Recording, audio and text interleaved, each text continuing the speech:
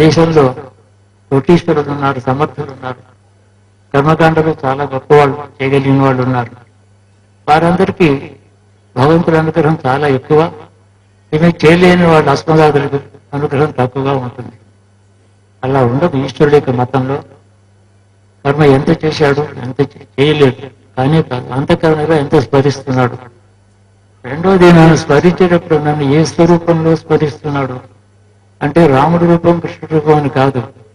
ఏ ధర్మస్వరూపుడుగా నన్ను భావిస్తున్నాడు, నన్ను జగత్పతిగానా, లేకపోతే ఆపద రక్షకుడుగానా, లేకపోతే వరాలు ఇచ్చేవాడుగా స్మరిస్తున్నాడా, అడిగినవన్నీ ఇచ్చేవాడుగా స్మరిస్తున్నాడా, లేదా తనకు మాత్రమే వరాలు ఇవ్వమని అడుగుతున్నాడా, శత్రు సంహారం తనకి గిట్టని వాళ్ళు వాటిని శిక్షించమని అడుగుతున్నాడా. ఇలాంటి భావాలన్నీ కూడా భగవంతుడి ముందర పరీక్షకు వస్తాయి.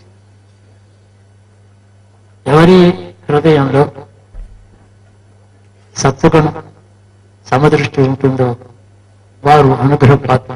అంటే ఏ గుణం మనం అలవర్చుకోవాలి భగవంతుడి యొక్క అనుగ్రహం అంటే, భగవంతుడి యొక్క స్వరూప స్వభావాలు ఎలా ఉన్నాయో తెలుసుకుని